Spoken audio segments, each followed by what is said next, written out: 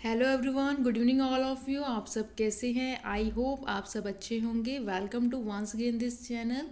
In today video lecture I will discuss with you the Rajasthan judicial service examination जो आपका हुआ है, उसकी जो मेंस की स्ट्रैटेजी होगी वो किस तरीके से हमने बनानी है, उस पर हम डिस्कस करेंगे और साथ ही साथ कट ऑफ को भी लेके डिस्कस करेंगे। तो चलिए विदाउट टाइम वेस्टिंग वीडियो को स्टार्ट कर लेते हैं फ्रेंड्स। तो सबसे पहले तो आज होगी है हमारी 8 जुलाई।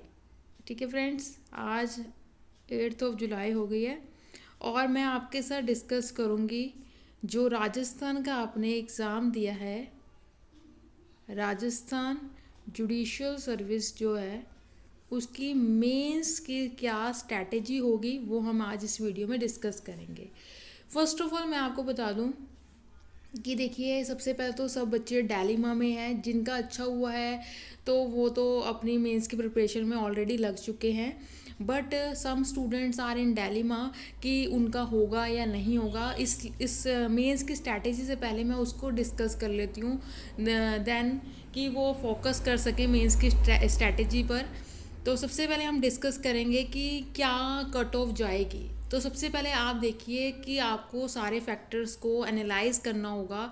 तो हम सारे फैक्टर्स को एनालाइज करेंगे तो हम ये देखेंगे कि जो उनका पैटर्न था, अब की जो एग्ज़ाम का पैटर्न था वो प्रीवियस एग्ज़ाम के पैटर्न से थोड़ा डिफरेंट था। इन्होंने आपकी जो है इलिस्ट्रेशन टाइप के क्वेश्चन पूछे हैं और जो इनके जो आंसर्स थे वो बहुत क्लोजली थे कि हमें लग रहा था कि बी भी हो सकता है, ए भी हो सकता है, सी भी हो सकता है, मतलब क्लोजली रिलेटेड थे। तो मतलब कि एक कंफ्यूजन क्रिएट करने वाले थे। तो आपको इन डेप्थ स्टडी चाहिए थी, उसके अंदर कंसेप्चुअल नॉलेज चाहिए थी। तो आप सिर्फ पहले क्या होता था, इसमें बेयर एक्ट से आप पढ़ जाते थे, अभी भी बेयर एक्ट ही पढ़ना था, बट उसके मतलब कि हम इंडेक्स को भी देख जाते तब भी हमारा कुछ ना कुछ हो जाता था। बट इस टाइम उन्होंने इलिस्ट्रेशंस के अंदर से इलिस्ट्रेशंस पूछ ली हैं। तो यहाँ पर थोड़ा क्या था, जो पेपर का आप बोल सकते लेवल था वो मॉडरेट था। ठीक है, इजी नहीं बोल सकते हम। तो यहाँ पर और अटेंडेंस की बात करें, हम दूसरा फैक्टर हम लेते हैं अटेंडेंस। देखिए, मैंने भी एग्ज़ाम दिया था। तो मैंने एग्ज़ाम दिया तो मेरे जो एग्ज़ामिनेशन हॉल था उसके अंदर केवल एक बच्चा एब्सेंट था, बस एक बच्चा एब्सेंट था और सारी जो थी बच्चे थे वो प्रेजेंट थे वहाँ पर। तो अटेंडेंस को लेके यहाँ पर वो नहीं है कि अटेंडेंस कम थी, अटेंडेंस फुल थी यहाँ पर। मतलब कि अगर आप लगाओ कि 80 to 90% बच्चों ने एग्ज़ाम दिया है, अटेंडेंस तो थी। ठीक है जी। अब हम देखेंगे कि यहाँ पर कितनी कट ऑफ जा सकती है। देखिए, अकॉर्डिंग टू मी, मेरा ओपिनियन है ये। ठीक है जी। तो यहाँ पर जो आपकी कट ऑफ जा सकती है वो कट ऑफ जा सकती है अगर जिस भी स्टूडेंट्स के, ठीक है, 63 प्लस हैं जिसके भी, वो अपनी मेंस की आप तैयारी शुरू कर दीजिए। बिकॉज क्योंकि जब आपका पेपर आएगा, मतलब कि आपका ये जो रिज़ल्ट आएगा, तो आपके पास बहुत कम टाइम होगा। तो आप इस डायलेमा से निकल जाइए। अगर देखिए यहाँ पर अगर आपकी मेंस की स्ट्रैटेजी को आप देख कर मेंस स्टार्ट कर देते हैं तो आपको वो एपीओ में भी काम आएगा। ठीक है। अब देखिए यहाँ पर जो है 63 प्लस, मैं आपको इसलिए बोल रही हूँ क्योंकि 63 के ऊपर ही जाने की इसमें चांसेस है। अगर कोई बच्चा बोल रहा है कि 70 प्लस, ठीक है, तो 70 प्लस वाला तो वैसे ही सेफ है। तो देखिए 70 प्लस तो इसकी नहीं जाएगी, इतना तो है कि 70 प्लस तो नहीं जाएगी, ये रहेगी इसके इस कैटेगरी के अंदर ही, 63 से 70 के कैटेगरी के अंदर ही ये जो है हमारी कट ऑफ फॉल करेगी। तो अब जिसके भी 63 से 70 के बीच में मार्क्स आ रहे हैं वो विदाउट टाइम वेस्टिंग अपनी प्रिपरेशन को स्टार्ट कर दीजिए। अगर आप मेरा स्कोर जानना चाहते हैं, देखिए मेरा स्कोर भी इसी कैटेगरी के बीच में ही फॉल कर रहा है। ठीक है, बी ऑनेस्ट कि मैं आपको बता दूं कि मेरा स्कोर कितना है। मेरा स्कोर 66 है। ठीक है जी, मेरा जो स्कोर है वो 66 है। तो मैं भी इस लाइन के अंदर ही फॉल कर रही हूँ और मैंने अपनी मेंस की जो है प्रिपरेशन स्टार्ट कर दी। अब देखिए, राम भरोसे है कि अगर आ जाता है तो वेल एंड गुड है, नहीं आता तो एपीओ हमारे लिए खुला है। ठीक है, बट हमें पॉजिटिव अप्रोच लेके चलना पड़ेगा। पॉजिटिव अप्रोच यही है कि आपको विदाउट टाइम वेस्ट अपनी मेंस की प्रिपरेशन को स्टार्ट करना चाहिए और रिजल्ट आपका 10-15 दिन के अंदर ही यहाँ डिक्लेयर हो जाएगा, ज़्यादा से ज़्यादा तो इतना ही टाइम होगा। तो आपको इसके अंदर देखिए, अब मैं यहाँ पर क्या आपको स्ट्रैटेजी बताऊँगी, क्योंकि मेरे भी ये मार्क्स जो है इसके अंदर ही फॉल कर रहे हैं। तो मैं जो स्ट्रैटेजी फॉलो कर रही हूँ वो मैं आपके साथ डिस्कस करूँगी, जिससे कि हमारा जो है टाइम वेस्ट ना हो। ठीक है, तो चलिए हम अब कर लेते हैं मेंस की स्ट्रैटेजी को डिस्कस। ठीक है जी। आप मेरे जो है इस चैनल पे पुराने स्टूडेंट्स हैं, मतलब कि जो पुराने यहाँ पर व्यूअर्स हैं, उन्हें पता है कि हमने कितने एग्ज़ाम दिए हैं। ठीक है ना। तो यहाँ पर अगर हम राजस्थान को भी टारगेट करके अगर हम मेंस की स्ट्रैटेजी को फॉलो करते हैं तो हम यहाँ पर एग्ज़ाम को निकाल सकते हैं। ठीक है जी। तो देखिए, यहाँ पर सबसे पहले मैं आपके साथ मेंस का जो सिलेबस है उसको डिस्कस करूँगी, उसके बाद मैं आपको कुछ और बताऊँगी। ठीक है। तो फर्स्ट ऑफ ऑल मैं आपको मेंस का सिलेबस डिस्कस कर लेती हूँ। Just a minute, here it is.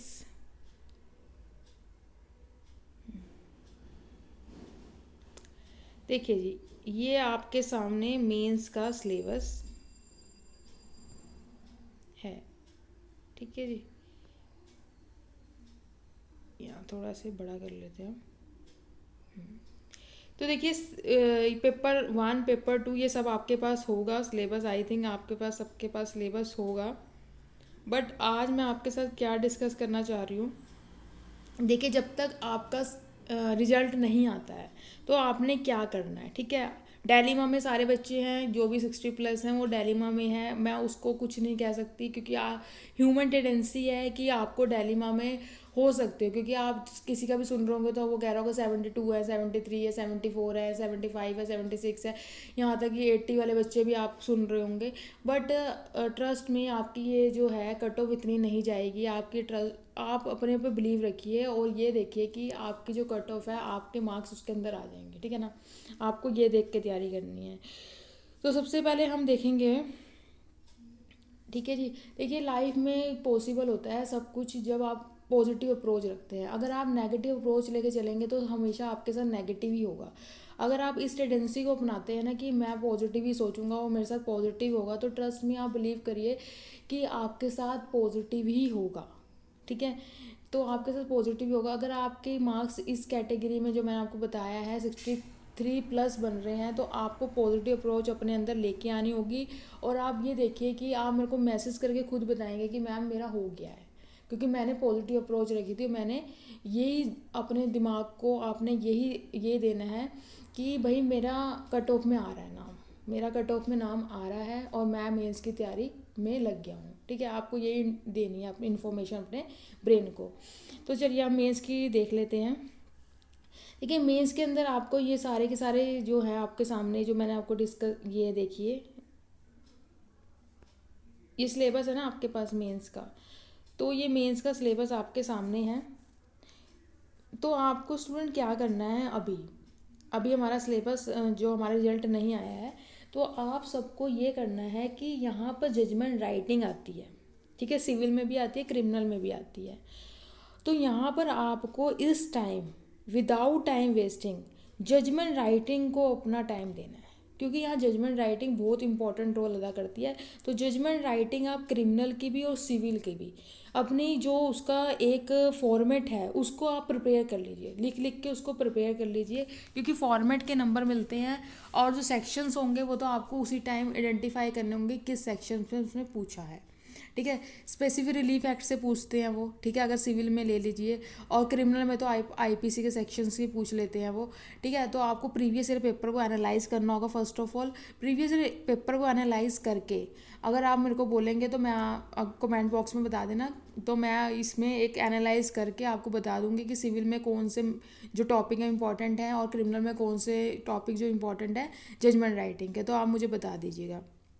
Otherwise आप क्या करिए, प्रीवियस पेपर लीजिए और उसमें देखिए कि सिविल में से कौन सा जो है टॉपिक ये पूछते रहते हैं, तो उसके देखिए फॉर्मेट तैयार कर लीजिए।